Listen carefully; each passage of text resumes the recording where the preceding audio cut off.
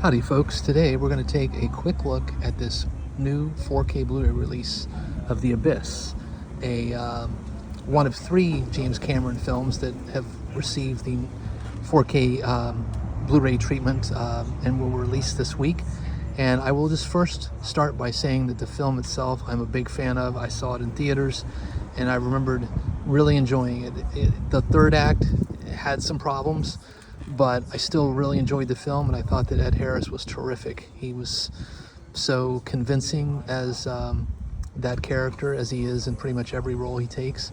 And I also thought that Mary Elizabeth Mastrantonio was good as well, and the effects were, nothing short of spectacular for the day that they were made. I mean, it was a really fun and mesmerizing cinematic experience, and I've since watched it several times, and I've continued to feel that way about the movie.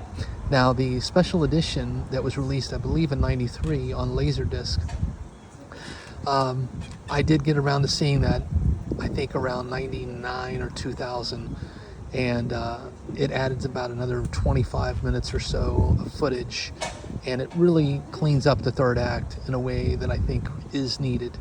Narratively speaking, I definitely prefer the special edition or extended edition, and I'm happy to report that this release has both cuts, the theatrical and the special edition, as well as all of the incredible behind-the-scenes footage and interviews about the making of the film, which is nothing short of remarkable. I mean, the documentary on the making of this movie is just one of the best that I've seen. I'd put it right up there with Hearts of Darkness, the documentary on the making of Apocalypse Now by Francis Ford Coppola's wife.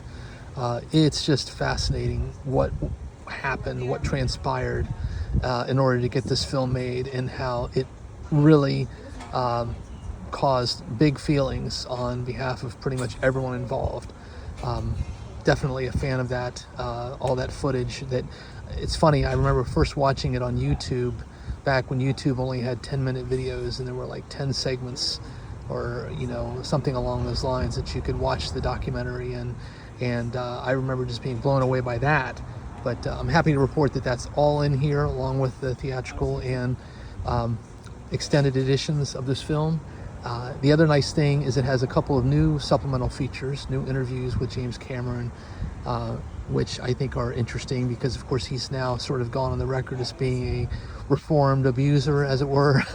He's acknowledged that he was a total jerk on set on many of his films, but you cannot deny Cameron's craft. I mean, the guy is just wicked smart and produces some of the most technically amazing films ever made. Now, you can definitely criticize movies such as Titanic, which I thought had terrible dialogue in it. I think Avatar 1 and 2 are technologically amazing and fun to see in a 3D theater, but are they movies that you want to watch again and again? Not really. Whereas The Abyss, I think, actually has very good rewatch value. I found this movie, I just watched it last night again on this 4K release, to be incredibly powerful. I mean, the drama in this film is, I think, what really sells the movie. The technical achievements are obvious, but I think, unlike a lot of Cameron's films, I think when you've got an actor like Ed Harris, and if you'll forgive the pun, anchoring the proceedings, it just really gives the film that much more heft to it. I might even say that this could in fact be Cameron's best film. Obviously, Terminator 1 is a seminal movie that is probably his most impactful movie that he's made, and obviously really made Arnold Schwarzenegger's career, and is a terrific example of a horror science fiction hybrid. And Terminator 2, just great science fiction action film with some of the craziest stunts ever done. But I just think, as I watched this movie again last night, what I was struck by was how convincing the drama was. I mean, you could feel the tension, the emotion, the anxiety from these performances. And I don't think it's any coincidence that it was because the shoot itself was so harried and difficult. Would I have wanted to be on that crew or be an actor in that film? Hell no. But I don't think there's any doubt that Cameron got something really special with this film. And I know people will still pick apart the end, and they have problems with the plot.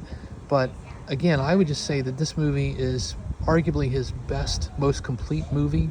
And it just looks and sounds amazing on this 4K Blu-ray release.